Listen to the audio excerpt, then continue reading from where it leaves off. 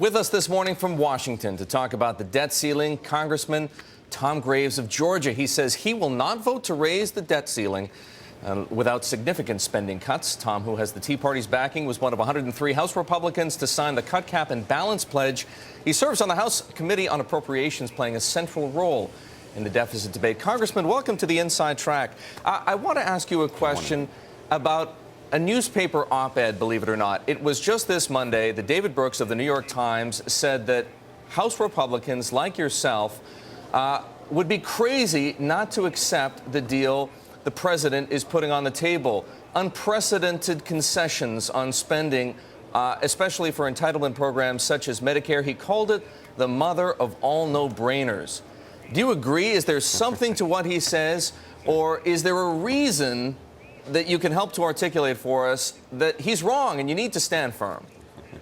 Well, first of all, I mean, I don't know of any deal. That's the first we've heard of a deal. I thought there was a grand compromise being discussed right now. The only plan that's been proposed, it comes from the Republican study committees and been embraced by the conservative senators as well, and that's the Cut, Cap, and Balance plan, and that's one that I'm a part of, which means we've got to cut the deficit now. We've got to cap federal government spending. Let's put government in a box and shrink the box over 5 years, and then let's pass a balanced budget amendment and let the states determine how the federal government manages its books. Should the federal government spend more than it has, or should it stay within the limitations of the revenue? And I think the states would all say, hey, look, federal government, why don't you join 49 of the other states and have a balanced budget amendment to the Constitution?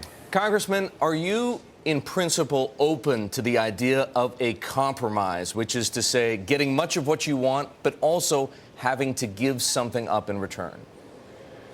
Well, you know, when we hear the word compromise on Washington, on Capitol Hill, I mean, that's what's got us into this mess over the last several decades, and it's been a Republican and Democrat. This is no time to compromise. We've got to hold firm right now. We have $14 trillion in debt. We cannot continue to compromise America's future, and so we've got to make the difficult decisions today, and any word of compromise to me is only kicking the can down the road. It's the status quo continued, and it is not going to reduce the debt and the deficit that we have here in Washington. You may very well be right, Congressman, but if you stand by your guns and your opponents on the other side of the aisle stand by their guns, there will be no deal. And is the risk of no deal not greater than the risk spending doesn't come down as fast as you would like?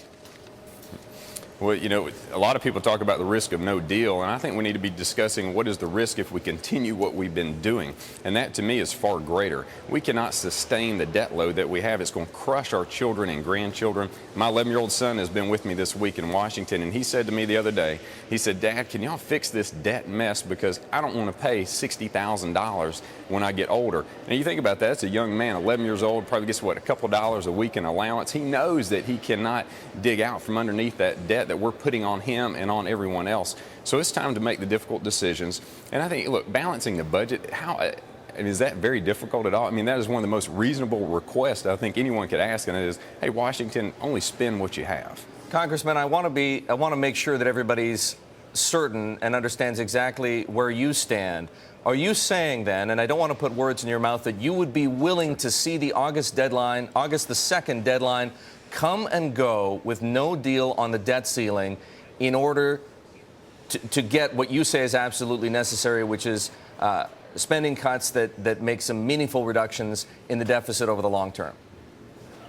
Yeah, I mean, I think it's very safe to say that August 2nd is a deadline that's been put out there by Timothy Geithner. It's been moved throughout time. They're already preparing for that date and to go past that date. They have things they can do to maneuver. But then one thing that we need to share is that the federal government still will have over $200 billion in revenue every month.